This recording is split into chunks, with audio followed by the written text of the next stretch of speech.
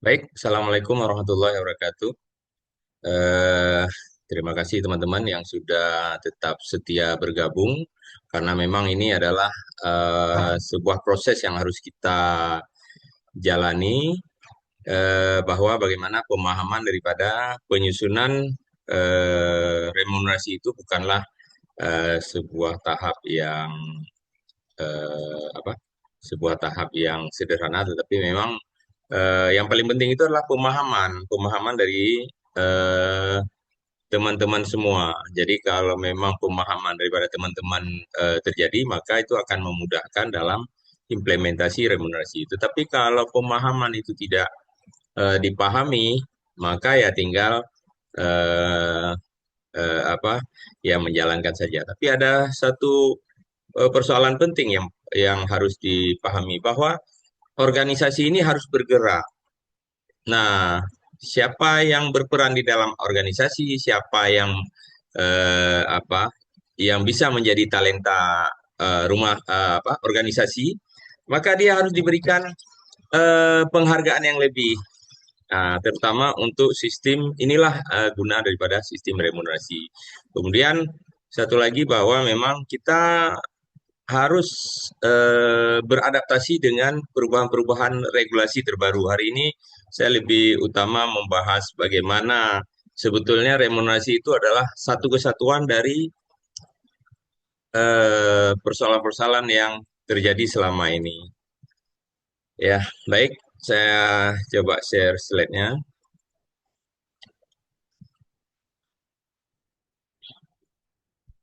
Iya. Nah, ini hari ini, besok satu hari lagi. Oh, belum slide-nya. Bentar, bentar, bentar.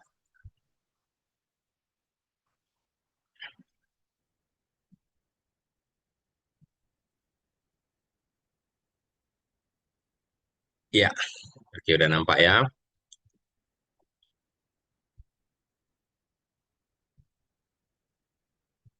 Nah, eh, jadi saya ingin share bahwa bagaimana hari ini kita sudah hari keempat. Kita ingin membahas, sebelum besok kita akan melihat simulasi ya. Tapi data-data itu adalah hari ini yang harus kita siapkan. Jadi kita ingin perhitungan eh, apa beban kerja, nanti ya sambilan istilahnya, kalau ini sudah selesai beban kerja, kita buat sebagai proses yang nanti kita buatkan secara simple saja, ya, sehingga ini bisa dipahami. Sebetulnya beban kerja KPI ini adalah hasil daripada eh, capaian-capaian setiap individu. Tapi itu nanti akan ada hubungannya. Tapi kita lebih utama adalah bagaimana melakukan simulasi beban kerja dulu. Baik, ini teoritis sedikit, tapi tidak apa-apa, bahwa di rumah sakit tersebut ada proses bisnis, ya. Nah, ada proses bisnis yang memang harus kita petakan. Nah, jadi di dunia internasional ada aplikasi healthcare framework. Jadi ini istilahnya apa? Lembaga ini adalah lembaga yang bisa memetakan eh, pekerjaan-pekerjaan terutama di industri. Nah, kita juga termasuk di dalam industri rumah sakit. Saya akan sharekan apa itu. Ya, nah ini dia. Jadi ini dari apa aplikasi tersebut. Bagaimana sih sebetulnya organisasi di rumah sakit? Ya, jadi organisasi di rumah sakit kita lihat. Ya, jadi ini adalah ada dua, ada operasional ya, yang langsung ya, atau manajemen atau support service.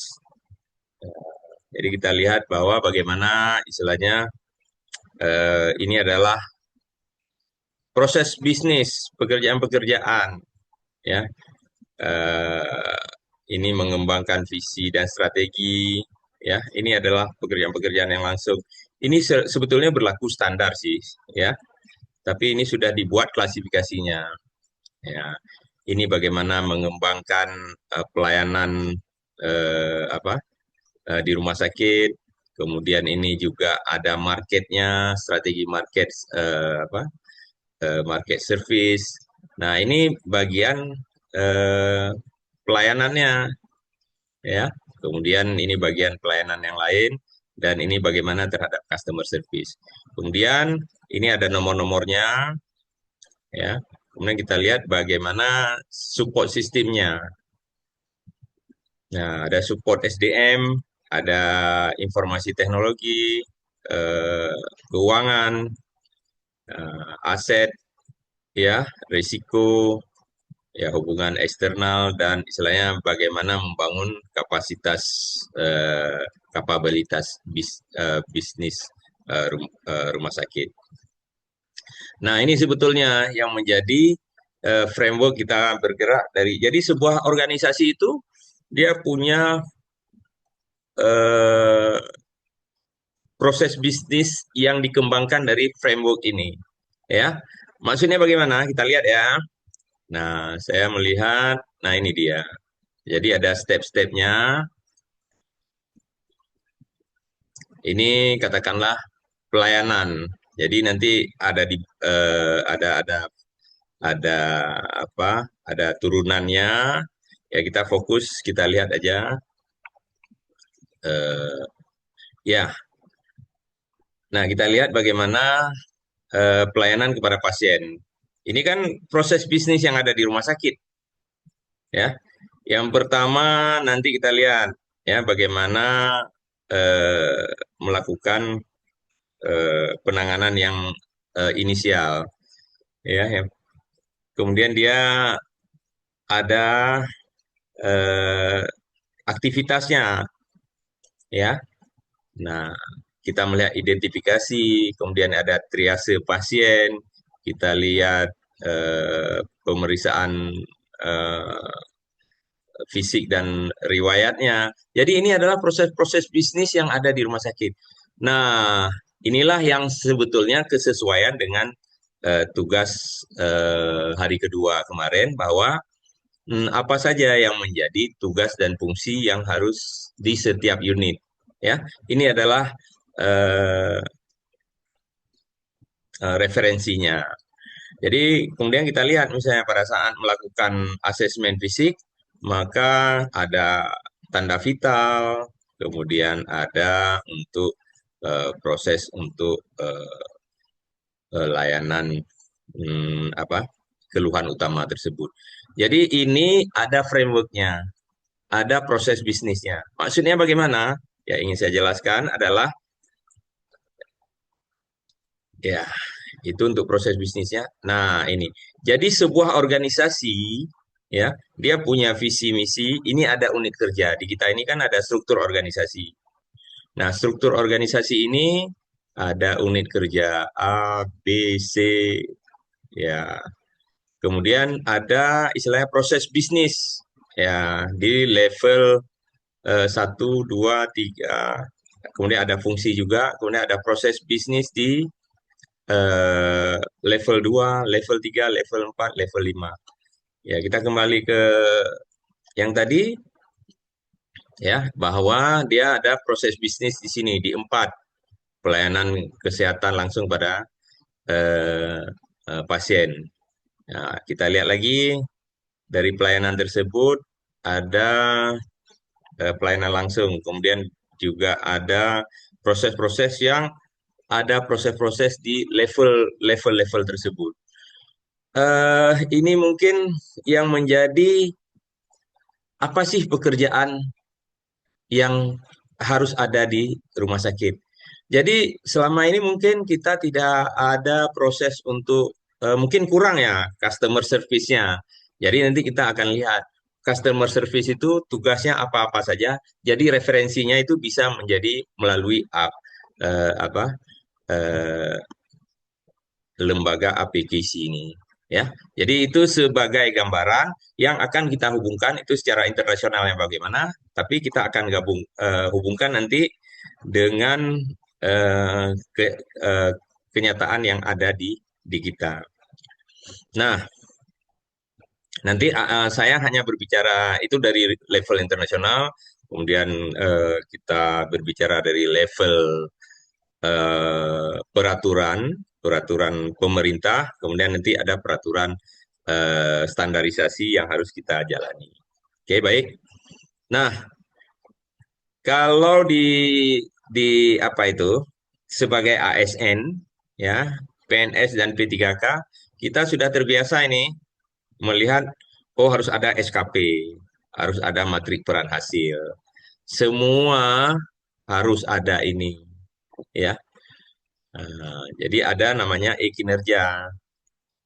Jadi kita berharap bahwa remunerasi yang kita susun itu tidak membuat duplikasi eh, duplikasi apa istilahnya itu? Duplikasi pekerjaan. Jadi satu pekerjaan itu akan membuat untuk berbagai macam proses tersebut. Betul. Nah, jadi ini yang harus menjadi apa? Menjadi eh, perhatian kita. Bagaimana? Saya ingin jelaskan di sini. Nah, ya, selama ini kan seolah-olah apa? SKP itu tidak ada hubungannya dengan apa? Dengan kinerja itu tidak ada hubungannya dengan SKP. SKP yang lain eh, apa? Kerjanya yang lain. Seharusnya ini sama. Jadi Kemenpan RB sudah membuat pola itu menjadi sangat-sangat apa itu? Sangat-sangat sederhana, bahkan level, misalnya tugas bawahan dinilai oleh atasan, itu adalah tugas-tugas yang yang sebetulnya hal-hal yang simple, tidak istilahnya harus berbasis aktivitas, nah berbasis output itu yang paling penting. Jadi saya ingin mencoba eh, bersama dengan teman-teman kita menuju ke arah hal yang benar. Jadi kalau menuju kepada arah hal yang benar, maka ini akan membuat kita menjadi bekerja lebih simpel. Jadi tidak susah kita dalam hal bekerja. Nah, jadi ini adalah bagaimana sebetulnya sudah tersedia di dalam aplikasi e-kinerja yang nanti kita berharap bahwa aplikasi inilah yang istilahnya menghubungkan bahwa kinerja seorang itu KPI-nya itu ada di sini.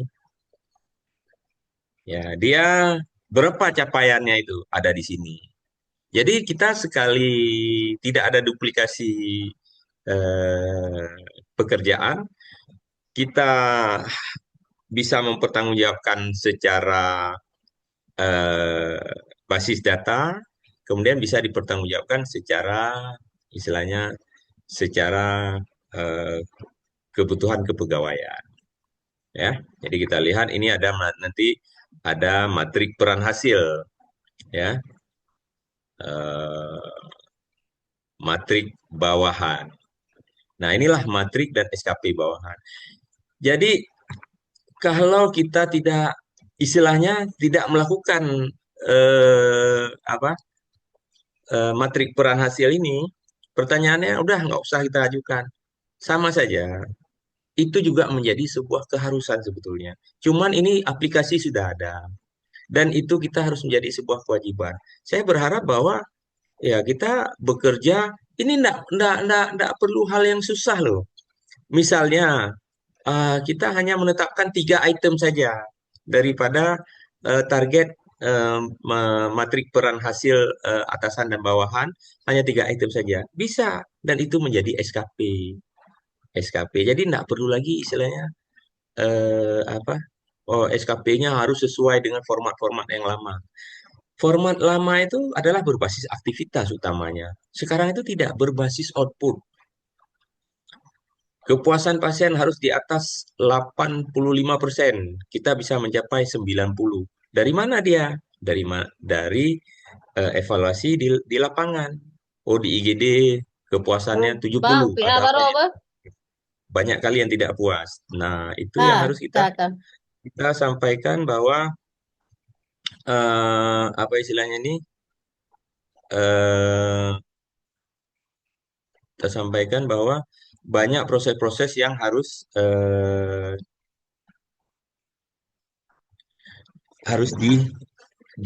disinkronkan dengan kondisi sekarang. Kalau enggak, 3 tahun lagi, ya 3 tahun lagi kita akan, oh harus itu. Akhirnya kita belajar lagi. Mending kita mulai pelan-pelan dari sekarang dan ini bisa menjadi percontohan, ya. Jadi saya lihat ini adalah matrik peran hasil atasan kepada bawahan, ya. Jadi ini hanya sebagai contoh dan itu ada di masing-masing kita sebagai bagi ASN baik PNS maupun P3K. Dan itu sudah ada di aplikasinya, ya. Nah, jadi kita bisa mencari siapa SKP bawahan kita, ya. Kita lihat, ya. Nah, ini adalah rencana hasil. Rencana ya ini hanya sebagai gambaran bahwa teman-teman, ayo mau berproses kemari atau tidak. Jadi saya kan di sini mengusulkan bahwa bagaimana kita menyusun remunerasi. Remunerasi itu berbasis kinerja. Kinerjanya itu ukurnya akuntabilitasnya ada di mana? Ada di aplikasi e-kinerja. Nah, itu. Jadi kita sudah ada aplikasinya, bisa kita jalankan. Oh, ini akan lebih memberatkan. Di tahap awal kan kita nggak perlu langsung sebegitunya, tetapi kita punya target-targetnya. Itulah KPI nantinya. Bahwa dalam 6 bulan kita sudah harus bisa melakukan aplikasi e-kinerja. Siapa PIC-nya? Nah, PIC ini yang menjadi KPI dia. Jadi mau tidak mau proses-proses ini akan berjalan dengan sebaik-baiknya.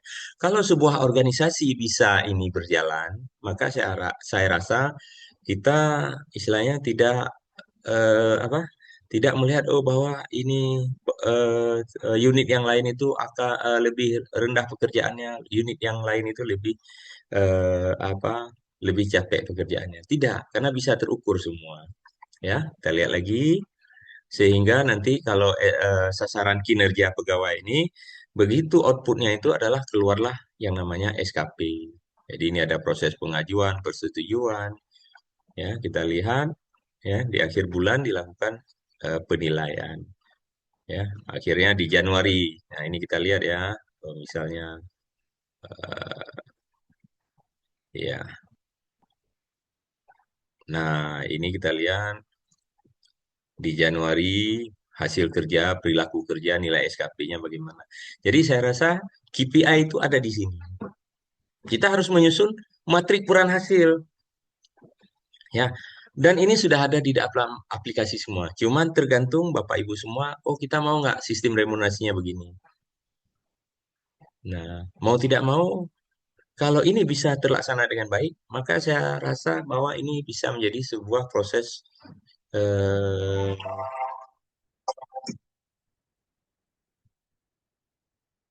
saya lengkap. Jadi ini bisa menjadi sebuah proses, ya. Menjadi sebuah proses yang harus bisa kita apa adopt, ya. Jadi akan ada kinerja per bulannya.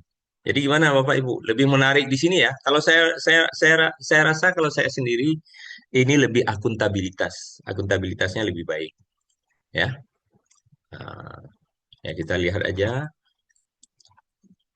Jadi bukan seperti selama ini bahwa apa eh, apa pekerjaan-pekerjaan itu tidak begitu apa terukur. Kalau ini bisa terukur dan ada capaian. Jadi bagi pimpinan organisasi ini akan lebih memudahkan, ya, dan itu merupakan kewajiban juga.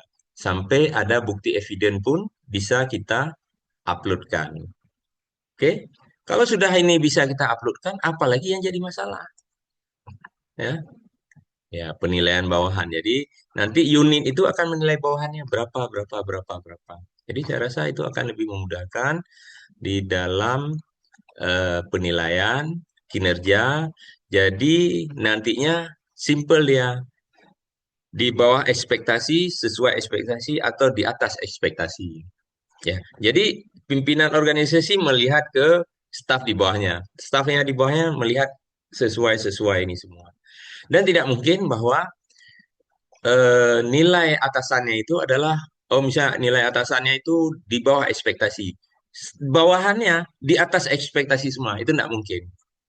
Ya, di awal-awal penyusunan di tahun 2021 bahwa eh, Kemenpan mengatakan, oh bisa bisa jadi nanti karena pekerjaannya apa pekerjaannya pekerjaan apa bawahan lebih bagus. Tidak.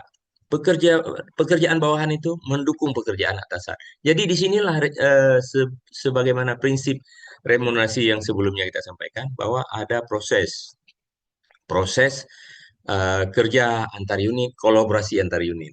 Mau tidak mau ya begitu. Akhirnya unit akan bergerak dengan lebih baik. Menuju ke sana butuh proses, tapi saya rasa tidak begitu apa kalau sama-sama bekerja, eh, insya Allah akan lebih mudah. Oke, baik ini sebagai pedoman daripada penilaian kinerja sehingga, nah cobalah lihat kita bisa sampai melihat kurvanya ini tadi. Bagaimana kurva seseorang dibandingkan dengan apa penilaian bawahannya, ya. Jadi banyak ini apa modul-modul di sini. Kemudian bisa memberikan feedback pada rekan kerja. Ya, rekan kerjanya bagus atau tidak, ya. Ya, itu bagian daripada apa eh, ini dari buku panduan aplikasi e-kinerja. Saya berharap bahwa memang ini bisa menjadi sebuah proses sehingga eh, ada capaian organisasi di sini. Ya, kalau sama-sama kita ingin menerapkan, ya saya rasa ini bisa menjadi sebuah lompatan yang besar. Jadi remunerasi kita ini punya ada hasil, ada daya ungkit dan daya dorong yang sangat tinggi. Nah, ini sebagai contoh, saya coba ini adalah eh, matrik peranan hasil. Jadi inilah yang selama ini kita buat di dalam Excel, di apa, di di apa, kemudian dimasukkan ke dalam aplikasi. Tetapi menurut saya kita sudah zamannya paperless dan ini bisa dilihat secara lebih baik, ya. Dan ini kewajiban daripada ASN. Ya, kita kalau masuk ke SI ASN, Sistem Informasi ASN, di situ akan nampak bahwa ini yang harus dilakukan. Oke, saya rasa ini kalau mau mencetak nantinya, jadi remunerasi ini akan dibuat satu satu apa istilahnya itu, satu sistem sehingga sistem tidak ada duplikasi, tidak ada duplikasi eh, pekerjaan atau aktivitas. Akhirnya nanti akan keluar cetak SKP. Setiap orang akan mencetak SKP. Ya, ya, oke. Kalau sudah ini bisa terjadi, saya rasa ini merupakan lompatan yang sangat baik untuk kita semua. Oke, baik. Itu bagian daripada SKP. Tapi apapun itu, kita kembali ke rumah sakit. Bagaimana sih sebetulnya nanti penilaian beban kerja targetnya? Tapi sebelum itu saya ingin sampaikan bahwa, nah, di dalam akreditasi juga dengan peraturan Kemenkes yang terbaru dan keputusan Dirjen yang terbaru, ini kan menyangkut dengan beban kerja ya. Nah, kita akan lihat lagi. Ini keputusan Menteri Kesehatannya mengenai standar akreditasi 2024. Ya, saya coba cari TKRS. Ya, Ya, jadi elemen penilaian TKRS mau nggak mau ya ini adalah tata kelola di rumah sakit. Jadi begitu penilaian akreditasi dilihat ini paripurna enggak? Oh paripurna. Ah, apa daripada eh, apa implementasi pelaksanaan visi misi yang telah dijalankan itu ada urutan-urutannya dalam proses TKRS.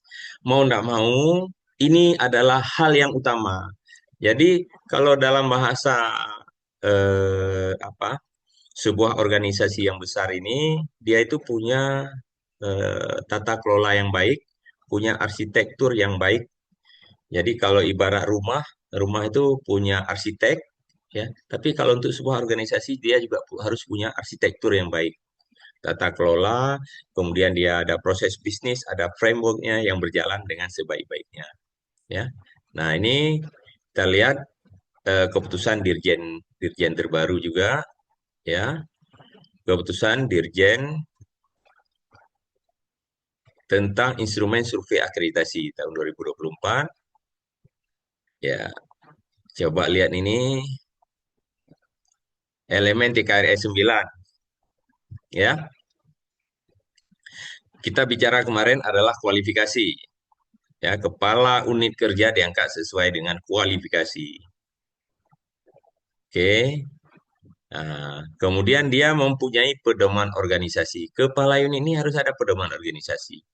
Ada pedoman pelayanan, ya, dan prosedur sesuai dengan proses bisnis.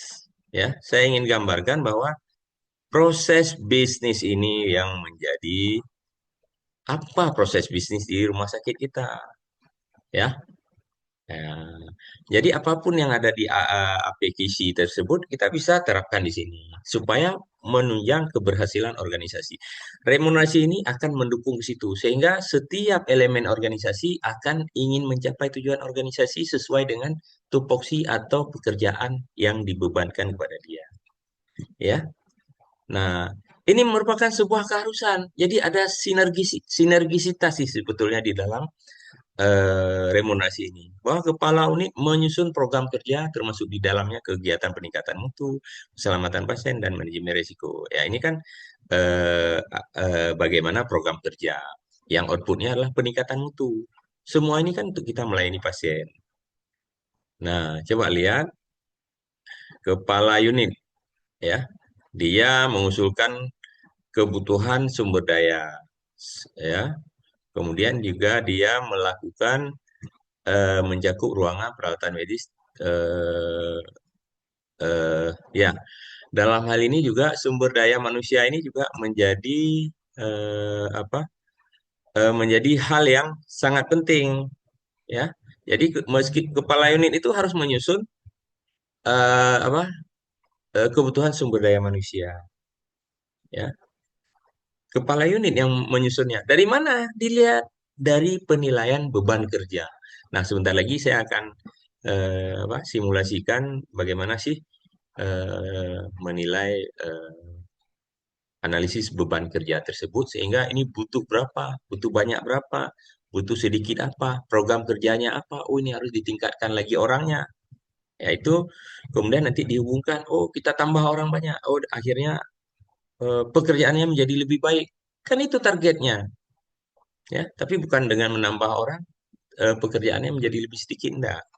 Ini adalah tanggung jawab rumah sakit supaya menjadi lebih baik. Oke, ya, ini untuk TKRS. Jadi TKRS 9 adalah halaman di awal-awal, ya. Halaman di awal-awal daripada penilaian akreditasi. Ini ditetapkan tanggal berapa ini putusan Dirjen. Ya, 30 Desember 2024. Ya, ini lampirannya, pendahuluannya. TKRS merupakan apa hal yang pertama yang harus dibahas di dalam sebuah organisasi. Jadi kalau melihat organisasi, lihat TKRS dulu, ya, bagaimana dia pedoman organisasinya, bagaimana, yang lain-lainnya. Bagaimana setelah itu untuk mencapai visi misi. Nah, ini sama halnya dengan apa yang kita sampaikan tadi, bahwa proses bisnis tersebut sesuai dengan visi misi itu dijabarkan dengan level-level kategori ini. Ya, baik. Jadi itu merupakan dasar ya, dasar daripada mengapa remunerasi berbasis kinerja, berbasis beban kerja itu menjadi sangat lebih baik. Oke, saya rasa ini kita akan simulasikan bagaimana beban kerja, tetapi untuk KPI saya rasa nanti kita akan sebetulnya akan diskusi lebih lanjut. Tapi untuk simulasi besok, simulasi keuangannya sangat tergantung dari data hari ini ya. Data hari ini tolong disiapkan, tapi walaupun istilahnya belum selesai tidak apa-apa, nanti kita buat dummy saja bagaimana simulasi beban kerja. Ini kan yang menjadi persoalan-persoalan, kami ada beban kerja seperti pertanyaan di pertama, oh ada unit yang mobilitasnya tidak tinggi, ada unit yang mobilitasnya yang sangat tinggi. Wah, ini kan kalau kita buat remunerasi nanti tidak akan sama rata, tidak bisa sama rata. Tetapi begitu ada unit yang merasa dirinya tidak mencapai eh, full time equivalent, ya, FTE ini adalah full time equivalent. Sebentar. Eh,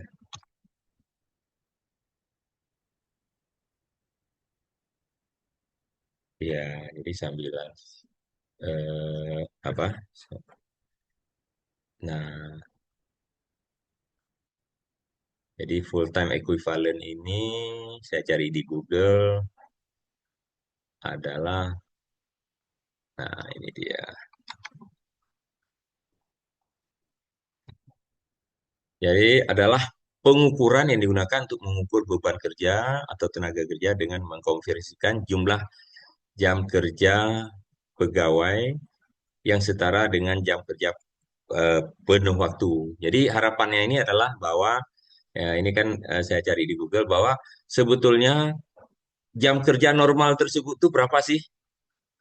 Ya, jam kerja normal itu adalah 8 jam. Nanti kita lihat di dalam simulasinya, termasuk juga dengan shift. Nah, nanti akan ada beda antara apa FTE daripada pegawai shift dan non shift. Tapi yang saya contohkan di sini adalah pegawai shift dulu. Kalau non shift tersebut kita akan contohkan, tetapi itu lebih harus terdata apa-apa saja pekerjaannya. Jadi sesederhana itu adalah cara menghitung berapa banyak posisi penuh waktu yang ada di dalam organisasi. Ya, jadi ini istilahnya seberapa besar dia apa? Seberapa besar dia bisa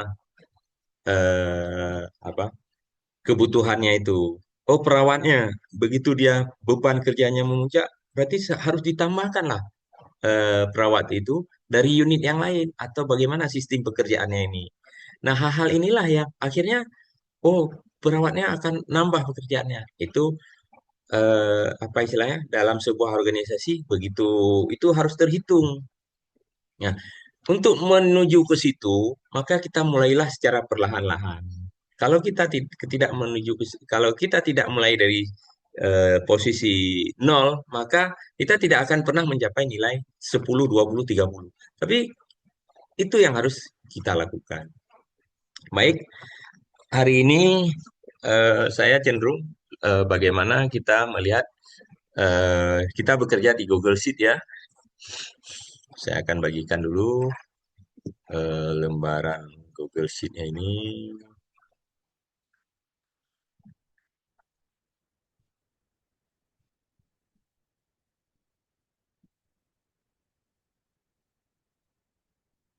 Ya, saya coba bagi dulu ya. Itu ada di apa? Hmm,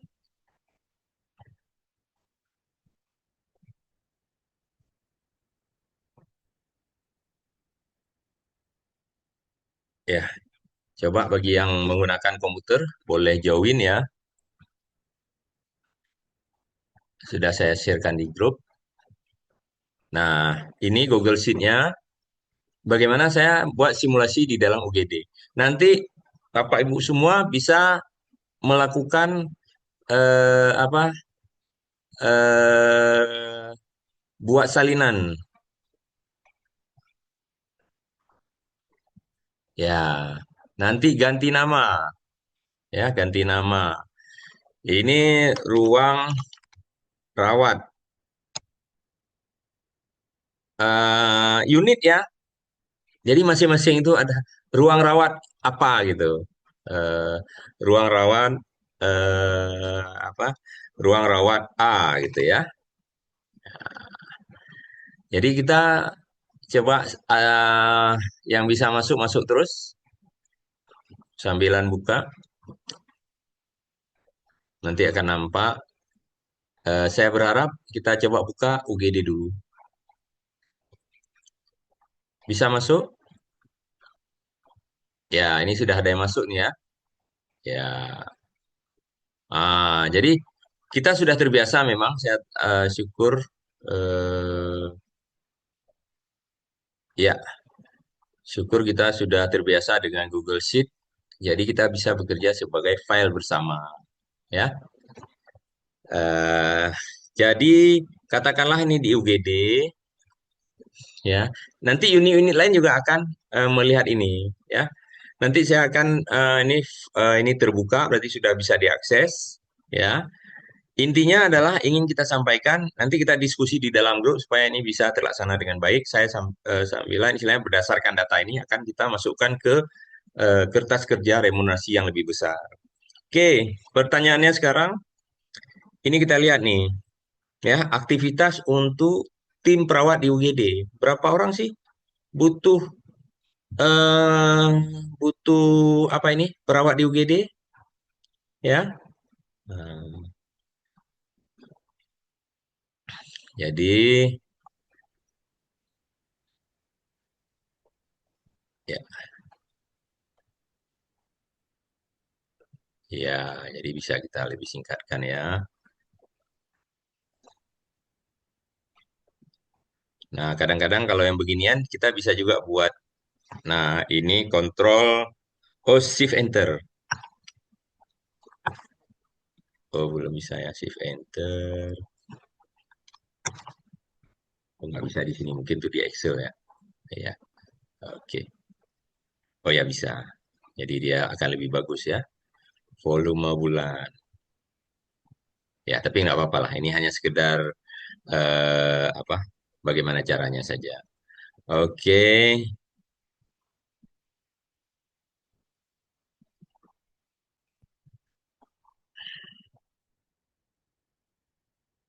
Ya, oke kita lihat ya. Berapa FTE yang dibutuhkan? Definisinya sudah dilihat tadi bahwa FTE itu adalah seberapa besar sih kalau dia jumlah pegawai yang dibutuhkan untuk pekerjaan penuh waktu.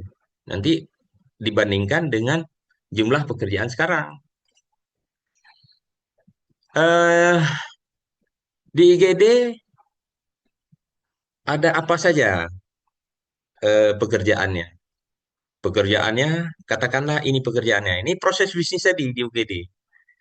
Proses bisnis triase, proses bisnis pengkajian awal, pemasangan IV line, pemberian obat dan cairan, mungkin ada luka atau apa, ya prosedur minor ya.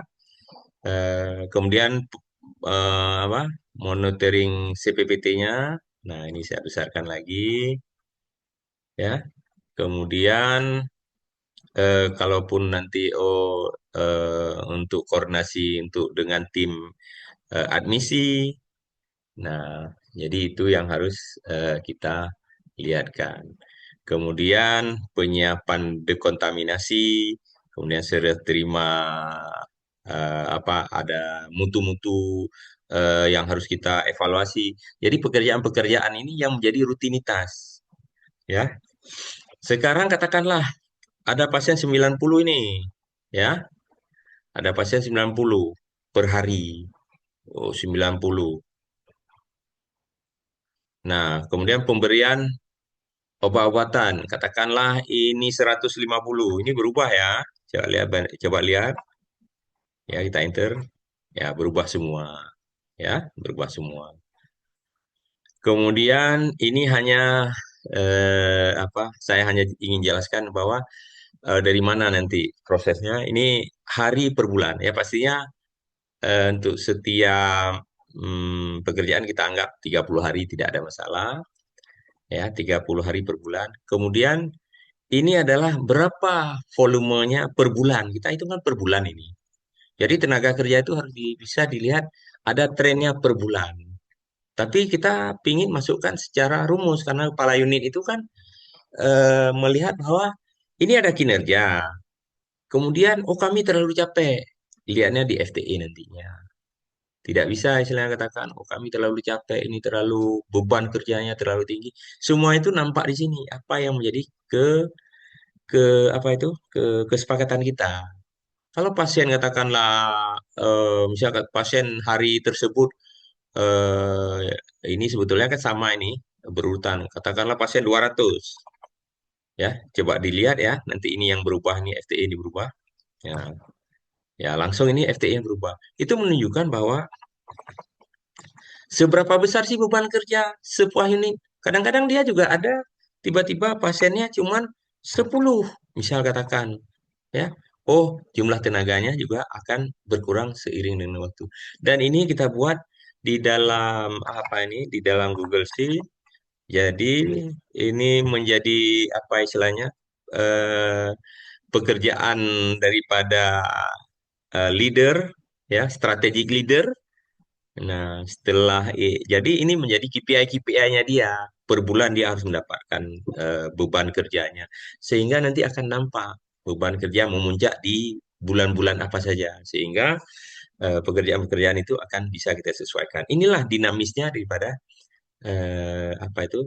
Dinamisnya dari eh, sistem remunerasi ini yang kita rancang dan itu sesuai dengan apa skema-skema secara nasional.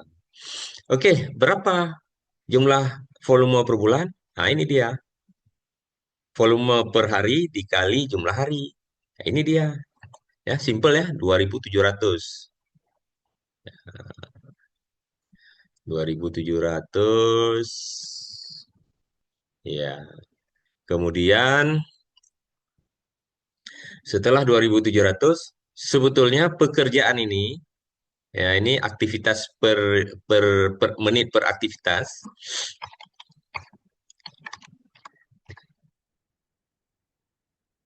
ya. Jadi menit per aktivitas, katakanlah triase itu butuhkan waktu 5 menit. Ini merupakan kenyataan yang seharusnya menjadi standar di kita. Dan ini merupakan harus ada kesepakatan nantinya. Jangan sampai nanti tidak berlaku standar. Ini bisa diukur. Ini merupakan data mikro yang harus disiapkan. Pengkajian awal rata-ratanya berapa, ya? Kemudian pemasangan IV line dan lain-lainnya. Karena apa? Kita juga harus menyesuaikan menit aktivitas ini terhadap bahwa di UGD tersebut pasien itu tidak boleh lebih lama, ya. Nah, jadi hal-hal inilah yang harus kita lakukan. Target kita di bawah 6 jam. Kalau bisa 2 jam, apa salahnya, ya?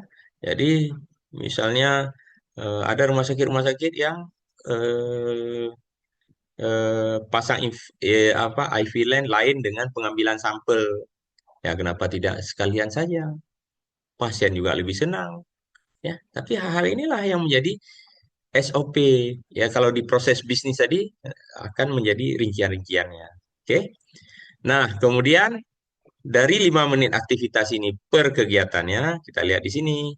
Nah, itu nanti volume per menitnya dibagi dengan 60 karena kita mau jadikan dia dalam jam per bulan. Karena ini kan semua dalam bulan ya, dalam 1 bulan, kemudian kita jadikan jam.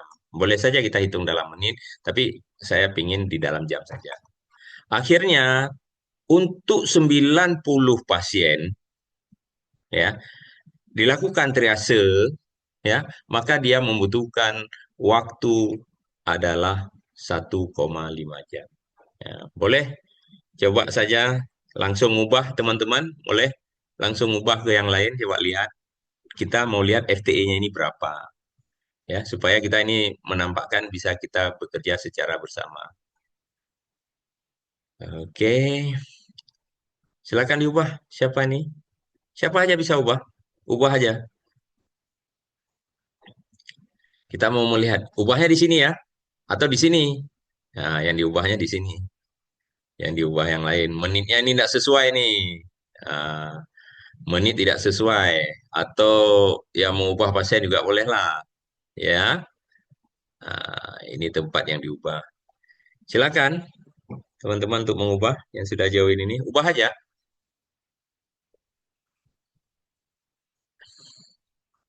Iya, ya, oke ya.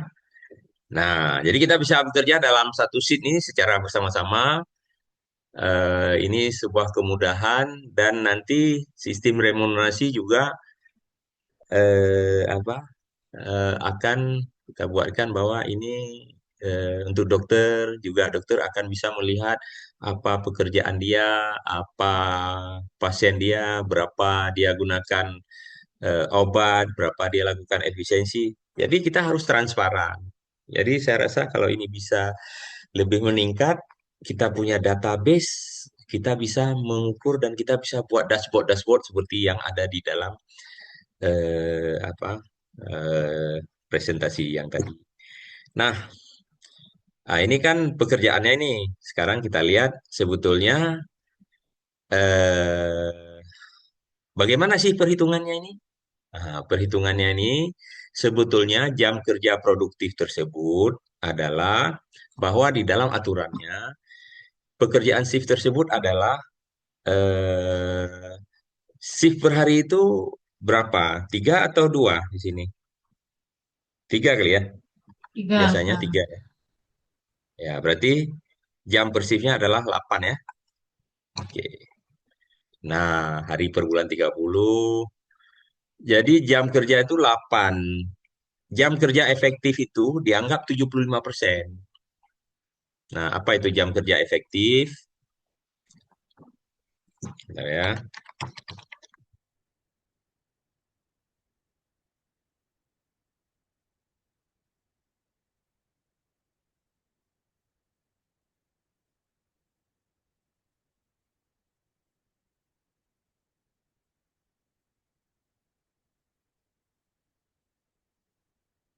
Nah, jam kerja efektif ASN. Ya, coba. Eh, ya, saya tampilkan di sini ya. Ya, hasil pencarian saya. Jam kerja efektif Menpan RB terbaru. Kita lihat di sini bahwa jam kerja efektif tersebut adalah 37 jam per minggu. Jadi jam kerja yang tidak termasuk waktu kita istirahat. Jadi betul-betul efektif dia. Ya, termasuk untuk apa? Ya, ini coba lihat nih. Kalau kita kan shift sebetulnya. Tapi kalau shift itu kan juga hal yang sama, ya. Jadi kerja efektif itu di luar waktu kita makan, waktu kita istirahat sejenak, ngopi, kemudian kita waktu kita juga sholat. Dianggap pada dasarnya adalah eh, 75%, ya. Oke. Nah, ini ketetapannya kita ya berapa, ya? Kalau katakanlah 8 jam sehari, 8 jam ya sehari, ini 8 jam, oke. Maka satu bulan tersebut kita kerjanya berapa? Biasanya berapa? 24 atau 25? Ada pendapat? Kami 25 aja lah. Ya, 200 jam ya. Ya, itu 200 jam. Kemudian ada namanya 75% nih. 75% sebagai jam kerja efektif. Jadi 25% itu dari jam 200 jam ini kita gunakan untuk apa itu? Untuk betul-betul jam kerja efektif. Jadi harus ada istilahnya jam kerja efektif. Oke, jadi ini sama dengan 200 jam kali 75%. Ya, kita anggap 150. Walaupun defaultnya bisa jadi lebih. Tapi kalau menurut saya 150 sajalah. Sudah sudah oke sekali hal tersebut karena rumah sakit juga kita butuh bahwa dari jam shift tersebut harus kita lakukan. Jadi jam kerja produktif atau efektif adalah 150 jam. Jadi inilah yang menjadi dasar kita menyusun apa itu eh, simulasi beban kerja. Ya, oke. Ini kita sepakat. Nanti lihat aja jam per shift-nya. Ya, nanti ini bisa diinput ya, diinput dengan tugas-tugas yang lain ya. Nah, kemudian kita lihat simulasi shift-nya ini. Ya, total jam per bulan. Ya, kita lihat bahwa ya total jam ini, nah ini dari mana dia? Total jam ini adalah dari sini. Ya, ini ada hubungan saya warnai ya. Saya warnai ini sama dengan di sini.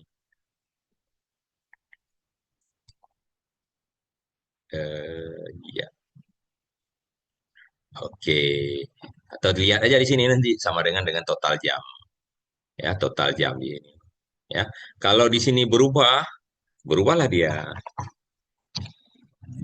Berubah juga di sini. Ya. Nah, ini untuk melihat simulasi shift-nya berapa sih kebutuhannya. Ya. Nah, kalau jam per shift katakanlah tadi 12, nah ini berubah juga nanti. Nah, jumlah perawat per shift-nya juga akan berbeda. Ya. Ini kan kalau ada yang model-model begini kan akan lebih mudah nantinya. Ya.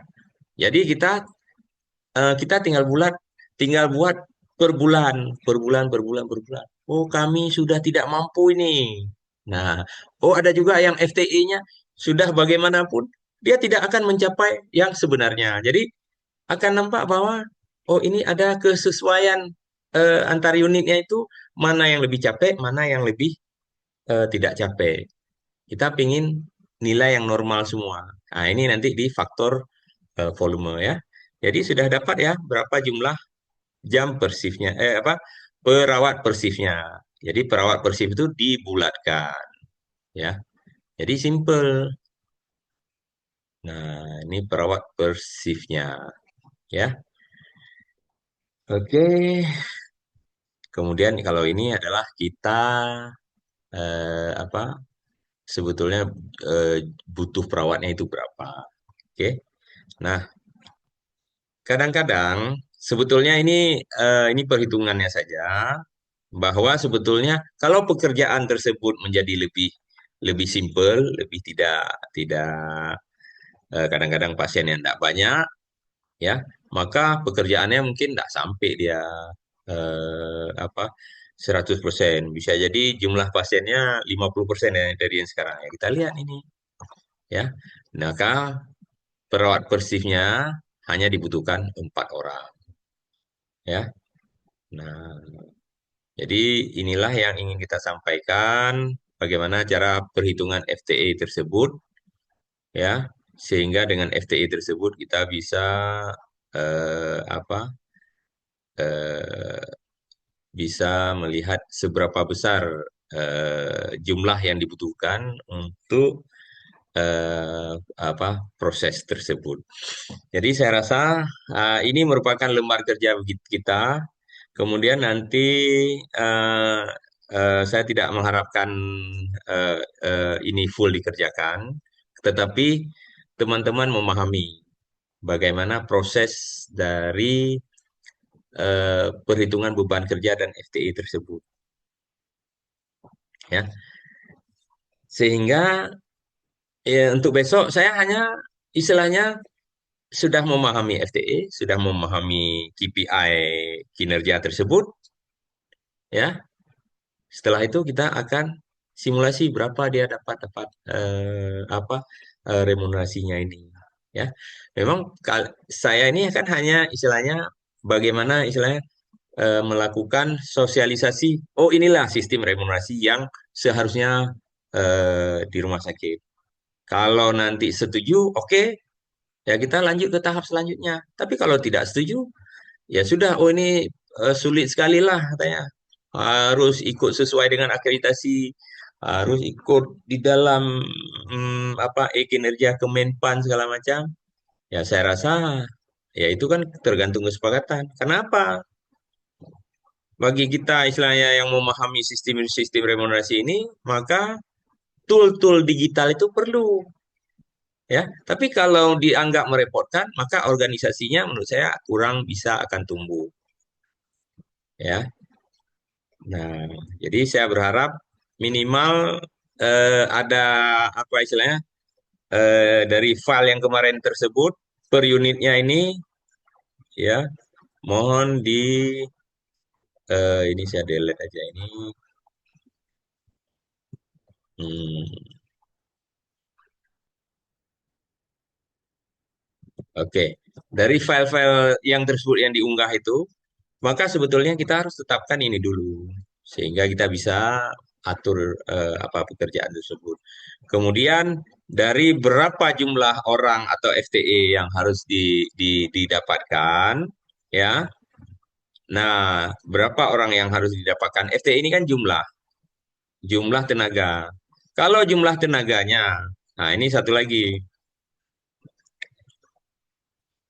Jumlah tenaga sekarang adalah 10 jumlah tenaganya sekarang. Artinya apa? Ini yang menyangkut dengan di sini nih, ya. Ah, artinya apa? Jadi pekerjaannya tersebut adalah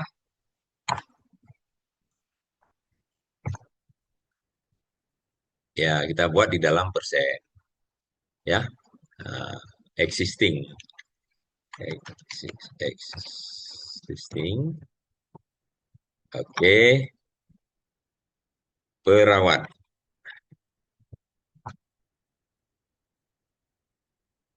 ya.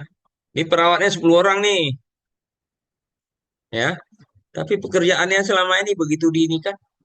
Oh, jadi beban dia itu sangat berlebih. Jadi kalau FTE itu tidak boleh berlebih, maksimal ya 110 boleh atau 100 lah. Kita pingin 100 saja, ya. Nah, jadi disinilah ada nanti yang FTE-FTE-nya yang mungkin, nah ini kita contohkan aja, oh ada yang 20 perawatnya. Akhirnya dia ada 63. Nah, inilah yang harus dilakukan alokasi ke yang lain. Oh, enggak sesuai dengan kompetensi. Lihat lagi kompetensinya, tentukan oleh pimpinan. Ya, kadang-kadang nanti oh apa susah nih secara akreditasi bidan tidak bisa ditempatkan di IGD atau apa. Nah, gitu. Ya kenapa? Kan secara akreditasi.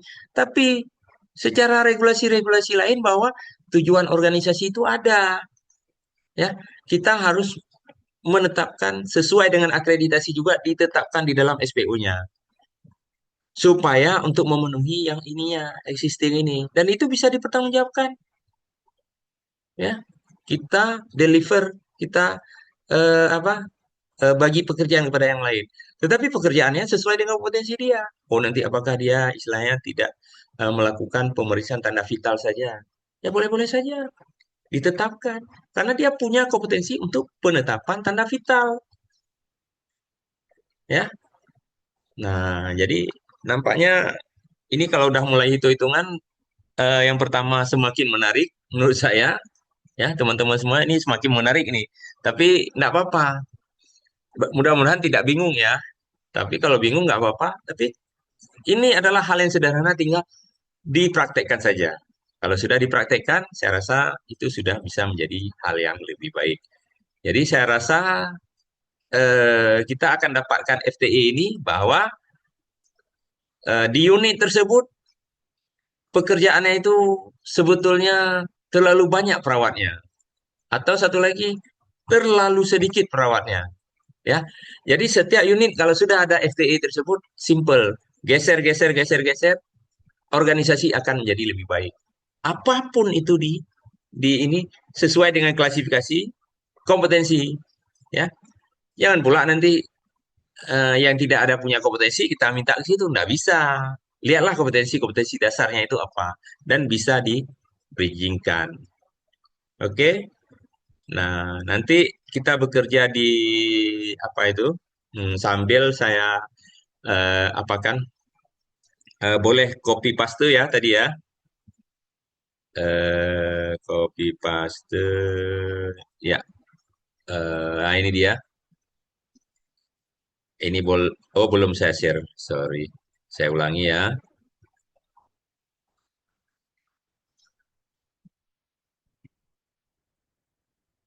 Nah, ya, boleh copy paste ya. Tadi udah disampaikan nih buat salinan aja. Jadi kalau bekerja online begitu, buat salinan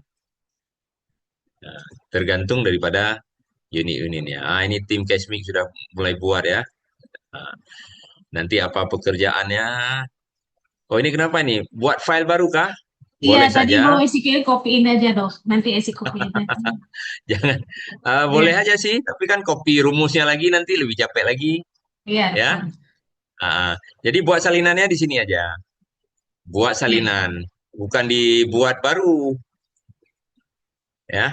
Bukan buat baru, buat salinan dari sini nanti. Ayo silakan apa ubah aktivitasnya ini. Sebetulnya di Kesmi itu ada beberapa unitnya nanti. Nah, ini ada kalau di UGD katakanlah ini ada beban kerja di UGD nih. Ada nanti beban kerja dokternya. Duplikasikan, ya. Nah, ini beban kerja dokter. Beban kerja dokter ya.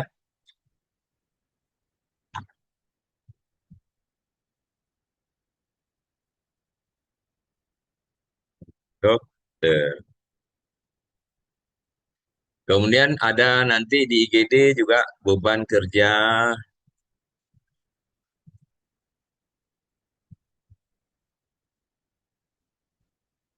eh,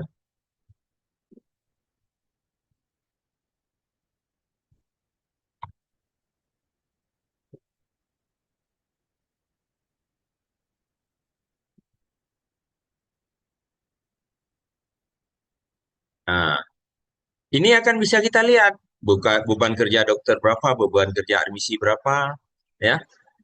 Nah, jadi saya rasa kalau ini bisa dilakukan itu sangat apa? Ya, sangat baik lah, ya.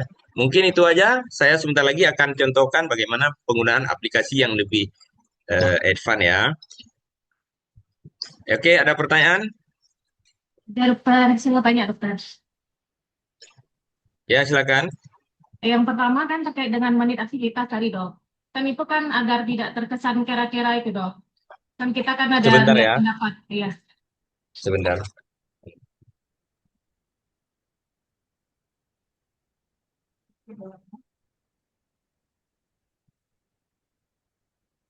Ya, dokter. Sebentar ya.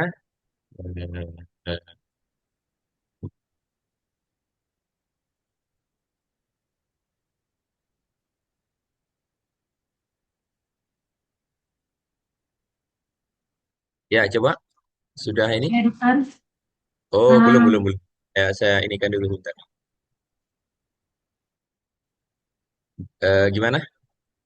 ya, dok, yang pertama terkait dengan menit aktivitas, dokter. Oh, sorry, saya agak kecil suaranya ini di mana? Udah. Oke, Ya. yuk. Saya Yang salah pertama, pilih. dok, ya terima kasih dokter. Yang pertama ingin saya tanyakan terkait dengan menit aktivitas, dok. Tadi kan agar tidak terkesan kita kira-kira aja gitu dokter. Kan itu ada 5 menit, 7 menit, 8 menit. Itu kan berdasarkan si yang punya penilaian, Madam. Hal ini mungkin kanit ataupun stafnya kan dimintakan pendapat. Nah, agar tidak uh, terkesan ini tidak sesuai dengan standar, caranya seperti apa, dok? Apakah harus melihat time motionnya atau dengan pendapat para ahli saja? Kemudian yang kedua, saya melihat bahwa full time equivalent ini kalau dari rumusnya berarti membandingkan antara volume kerja ya dengan jam kerja yang total per bulan itu kan dok. Berarti kan pegangannya di situ. Kalau misalkan volume kerjanya sedikit, berarti nanti beban kerjanya pasti akan sedikit. Kemudian kalau jam kerjanya juga cenderung banyak, berarti itu kan juga akan mempengaruhi. Nah, bagaimana dengan jam-jam kerja lembur di luar? di luar waktu dia kerja biasa, dok. Itu apakah kita masukkan ke dalam apa list kolom yang tadi nomor 19, dok? Karena saya tengok rumusnya kan FTA itu jam kerja bulanan dibagi dengan yang 150 jam tadi, dokter. Kemudian pertanyaan yang ketiga, dok, tadi dokter kan sering mengulang-ulang terkait dengan tujuan organisasi. Nah, itu harus kita sampaikan hingga ke bawahan sehingga konkret semuanya apa yang mau dicapai oleh organisasi kita. Yang ingin saya perjelas adalah bagaimana tujuan organisasi ini dikonkretkan oleh pimpinan. Apakah dalam bentuk program kerja? Mengingat program kerja selama ini yang buat adalah UNI, dokter. Terima kasih, dokter.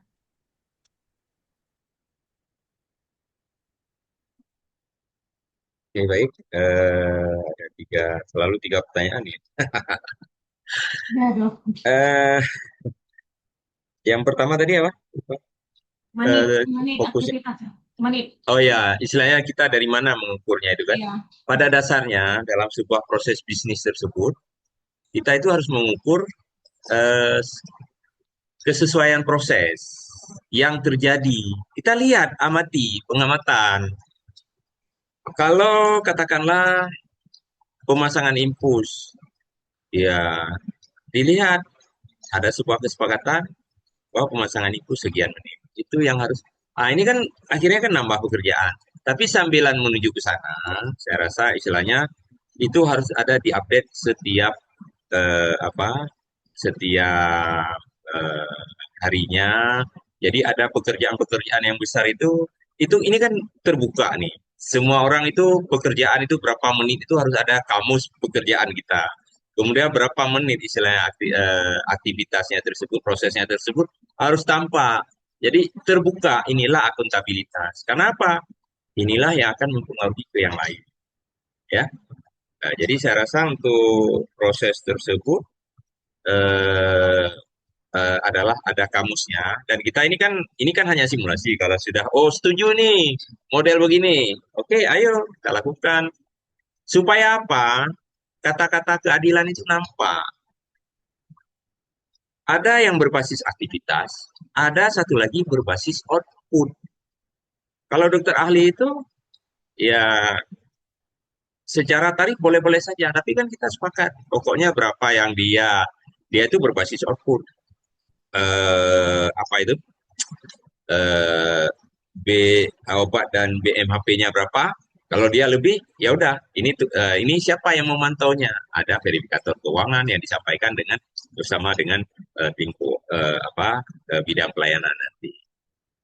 Jadi kalau ada evaluasi per bulan, maka kita harus bisa menyusun supaya ada surplus atau defisit per bulannya dengan target 10%, katakanlah, supaya kita bisa beli modal. Kan begitu, berbasis output. Kalau yang lainnya, kami istilahnya kami berbasis output juga, tapi juga harus diverifikasi dengan aktivitas maksudnya. Bahwa kepuasan di UGD 100%, tapi dilihat juga, kami terlalu capek ini. Nah, verifikasinya itu hanya sebagai lembar verifikasi, ya. Masalah itu hanya menentukan jumlah kebutuhan saja sih, bukan menentukan sebuah capaian, ya. Tetapi akan ada hubungan dengan pertanyaan kedua, ya. Kami apa istilahnya itu lembur atau apa nanti kita jelaskan. Jadi sekarang itu kita berbasis output, tapi tidak akan membandingkan antara satu unit dengan unit lainnya, tidak ada yang tumpang tindih. Itu harus selevel. Itu secara jumlah. Secara kompetensi beda lagi. Nggak boleh nanti antara perawat A dan perawat B sama dia enggak. Dia sesuai dengan kompetensi itu yang harus dibedakan. Ya. Oke. Nah, demikian juga saya sampaikan adalah untuk lembur atau apapun segala macam ini. Nah, kenapa ada lembur? Setiap bulan-bulannya lembur, setiap bulan-bulannya lembur. Kalau kita sudah perencanaan, kan PKRS menyatakan bahwa setiap unit itu punya perencanaan apa itu perencanaan kebutuhan SDM kah, peralatan kah? Kenapa bisa lembur? Karena tiba-tiba kita mau mengejar klaim nih. Tiba-tiba semua laporan itu bisa masuk. Kita identifikasi unit mana aja yang telat masuk, dokter mana saja yang telat masuk. Nah, itu supaya kita tidak ada kerja lembur. Maka remunerasi itu memberikan efektif bahwa bagaimana menyusun kerja itu sebaik seefisien mungkin. Ya, supaya kita tidak lembur-lembur. Ngapain lembur-lembur? Nanti begitu lembur, kan istilahnya capek kerjanya.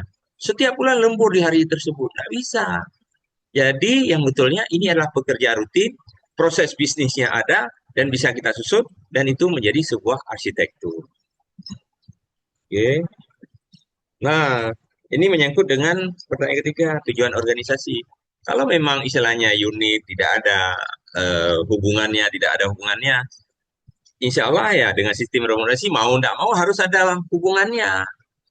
Ya, contoh tujuan organisasi supaya menerapkan implementasi aplikasi e-kinerja itu bisa terlaksana dalam 6 bulan kemudian.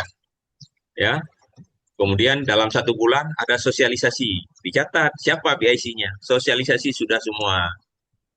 Ya, jadi orang akan bekerja sesuai dengan itu dan dibayarkan sesuai dengan level-levelnya, itu level kompetensinya itu. Jadi saya rasa pertanyaan-pertanyaan ini adalah eh, sebetulnya pertanyaan bahwa akan bisa dijawab pada saat remunerasi itu bisa berjalan. Tapi kalau remunerasi tidak berjalan, menurut saya tidak ada sebuah hal penilaian kinerja yang bisa mengukur hal tersebut. Tidak bisa. Itu. Mau nggak- Cuman jangan kita buat duplikasi pekerjaan di dalam proses kinerja tersebut. Kita udah isi A, kita isi B, kita isi C. Itu capek itu. Padahal ngapain? Toolnya sudah ada. Kita aja tinggal mempelajari.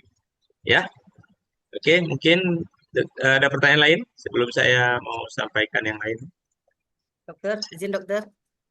Ya, Tadi dokter ada sampaikan tadi contoh aplikasinya ya untuk penilaian, untuk menghitung apa kinerja sama apa SKP tadi ya dok ya untuk iya. audit SKP. Nah itu apa bisa bisa nanti apa kami dapatkan kira-kira gimana caranya dokter? Mungkin nanti untuk mempermudah juga untuk kita menyusun SKP masing-masing staff. Mungkin Ya. ya mungkin buat semua juga ya mungkin selama ini kan ada sistem yang tidak berjalan seperti sebenarnya. Tapi inilah fungsinya, inilah tujuan kita ingin membuat in-house training dengan Dokter Yasir supaya kita dapat lebih terarah harusnya seperti apa. Karena kan ke depan kita akan berproses menjadi lebih besar. Jadi semuanya ini juga sesuai dengan regulasinya. Nah, mulai tadi penetapan visi dan misi rumah sakit yang diturunkan ke bawah. Mungkin selama ini tidak berjalan. Harapan saya setelah in-house training ini, apalagi di sini juga yang hadir ada para kabit, Unit yang fungsinya adalah fungsi strategis di rumah sakit, ini bisa kita tertibkan kembali, kita susun kembali. Dan itu. Dan untuk aplikasi itu, dokter, apakah bisa nanti kita dapatkan? Apakah itu harus berbayar atau bagaimana, dokter? Terima kasih sebelumnya. Ya,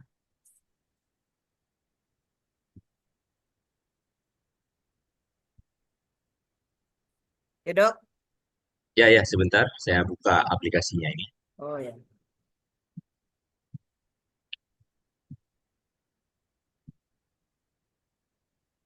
Oke, saya sharekan. Sebetulnya,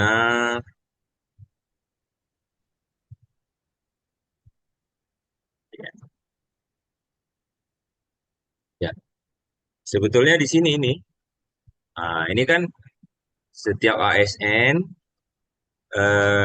ini kan setiap ASN, terutama untuk ASN, ada P3K, ada PNS. Nah, bagaimana dengan yang lain, yang kontra? Sebetulnya eh, ada regulasi-regulasi. Sebetulnya saat ini kita hanya lihat bahwa di dalam ASN saja. Yang kontra itu nanti kita sesuaikan, ya. Di dalam ASN digital ini di sini disebutkan. Ya, jadi ini kita login, ya.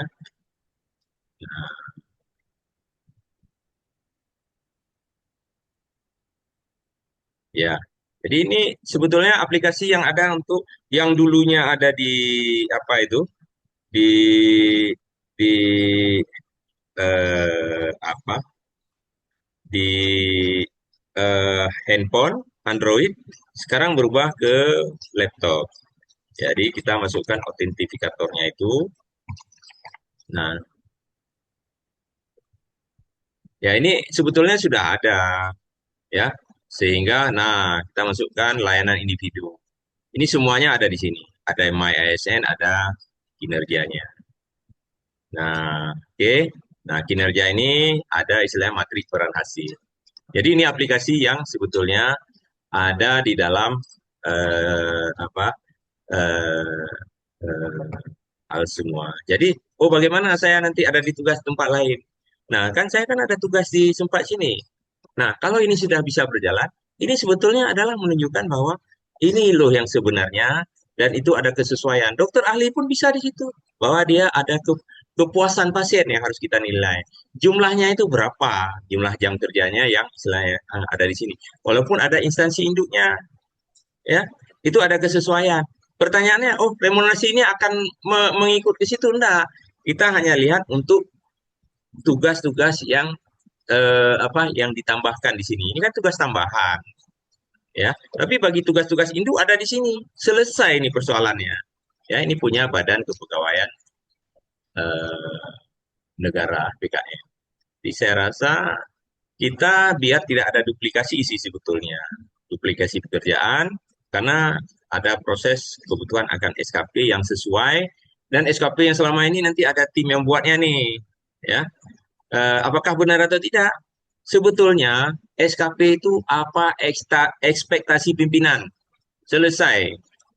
Nah, pertanyaan Dr. Esi tadi, oh nanti bagaimana menyelaraskan tujuan organisasi? Ya di SKP ini ada matrik peran hasil.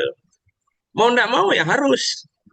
Ya, itulah yang diwajibkan supaya ini ada istilahnya perubahan daripada arsitektur untuk organisasi. Jadi saya rasa itu, ya. Dokter, izin satu lagi dokter. Kalau terkait Oke, SKP ASN, ini kan disesuaikan dengan jabatan fungsionalnya. Nah, kadang-kadang ya, kalau dikorelasikan dengan pekerjaan di rumah sakit kita, ada jabatan fungsional yang tidak terakomodir dengan pelayanan rumah sakit kita yang cuma tipe D. Nah, ini bagaimana, dokter? Apakah harus kita munculkan atau boleh tidak kita targetkan karena sudah pasti itu tidak ada gitu untuk layanan saat ini ya, misalnya. Kok bisa seperti itu, dokter? baik, baik. Jadi itu semua SKP model lama yang Ibu sampaikan. SKP model baru itu tidak ada begitu. Makanya saya sampaikan adalah SKP model baru itu apa ekspektasi pimpinan. Kita turunkan ke bawah. Jadi kita buat matrik peran hasil dulu, ya. Nanti kita lihat item-itemnya di situ. Ya.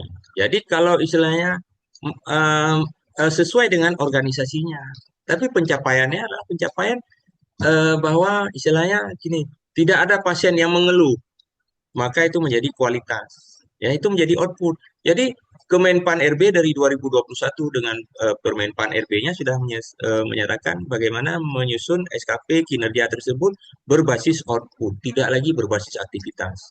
Kalau dulu itu berbasis aktivitasnya apa? SKP menyelesaikan dokter istilahnya pemeriksaan apa istilahnya itu pemeriksaan eh, hal-hal pemeriksaan pasien sekian unit itu punya lama dan sudah dicabut.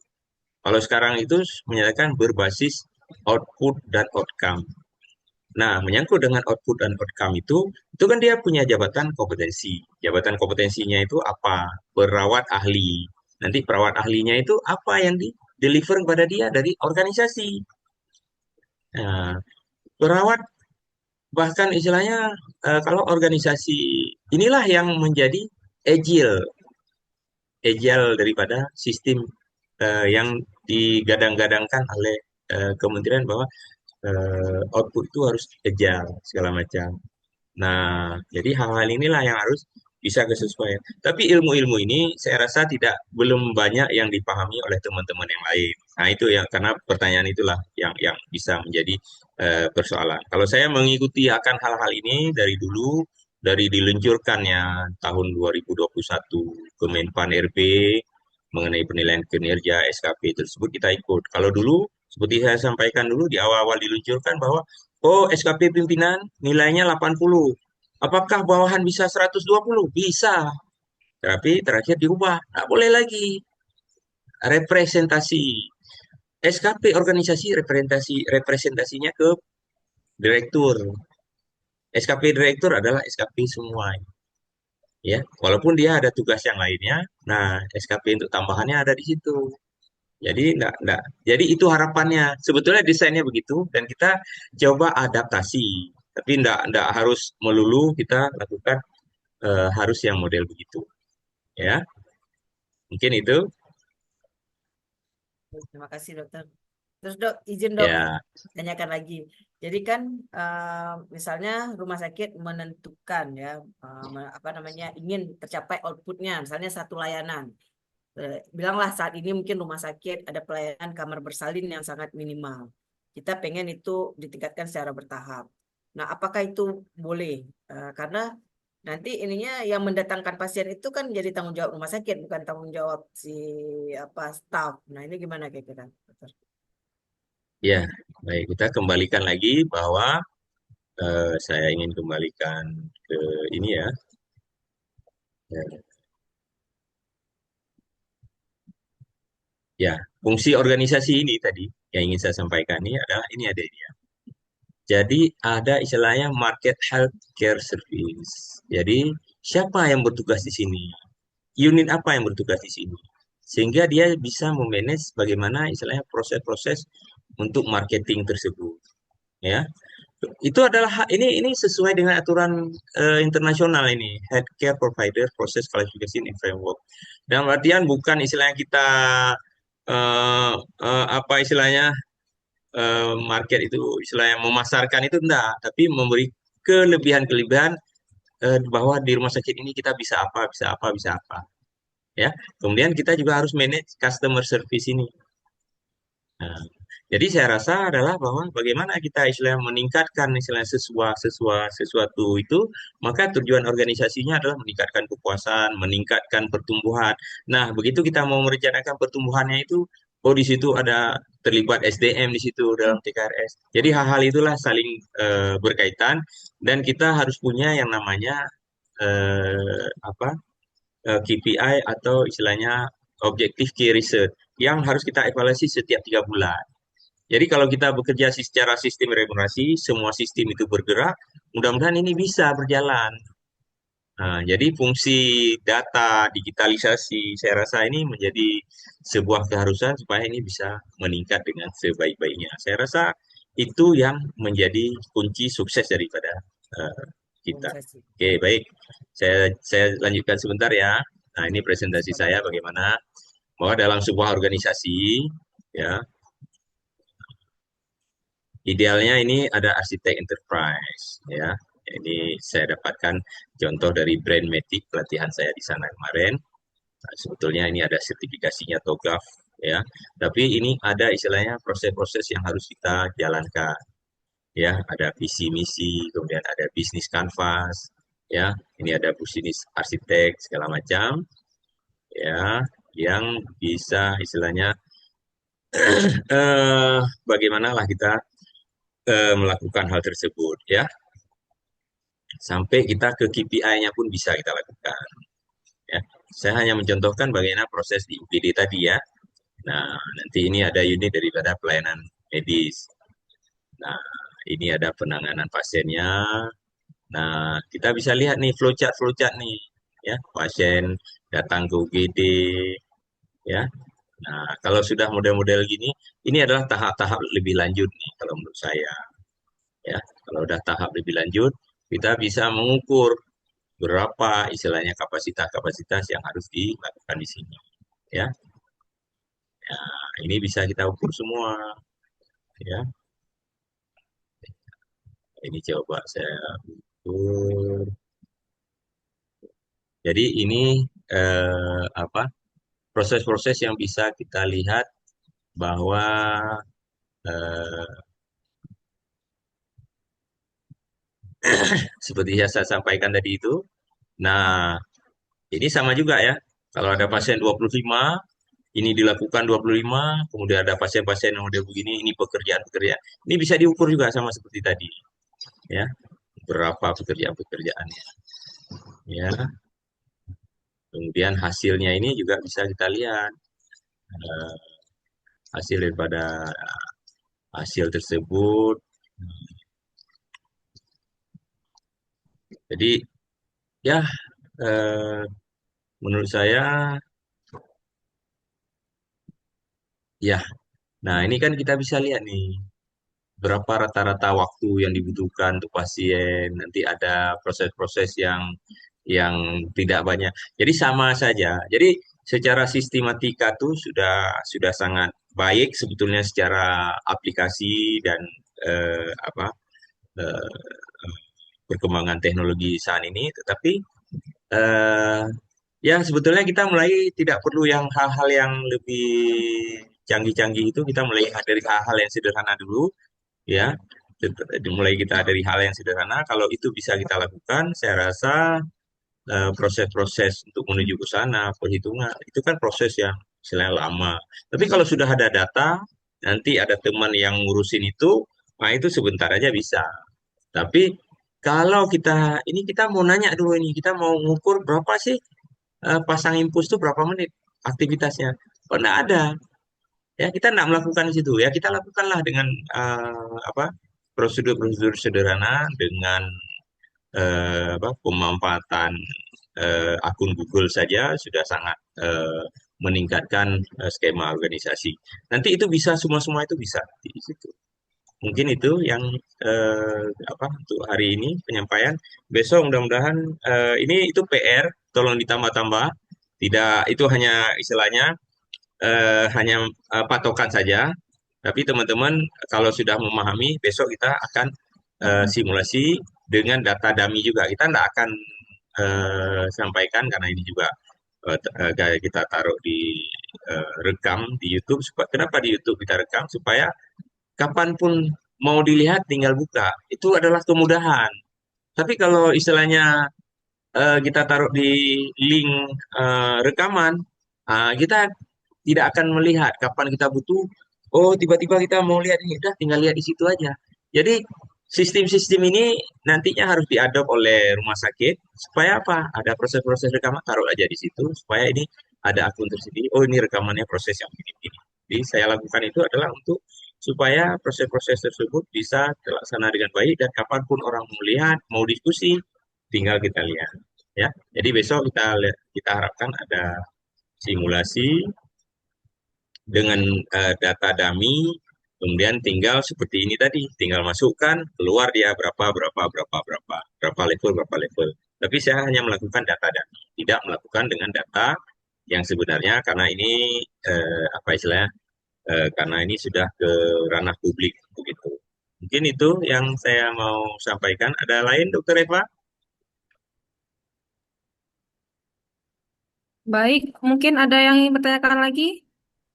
Jika tidak ada, kita dokumentasi dulu, dok. Oh iya, silakan.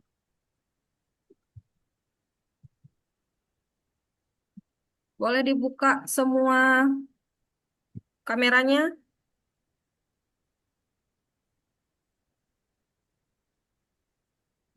Baik, satu,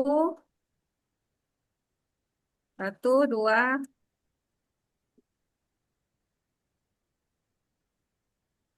Baik, sudah, dok. Oke. Ya, makasih banyak ya. Ya, sama-sama, Kasih dokter. Ya, dokter. Terima kasih banyak, dok. Assalamualaikum. Ya, Waalaikumsalam.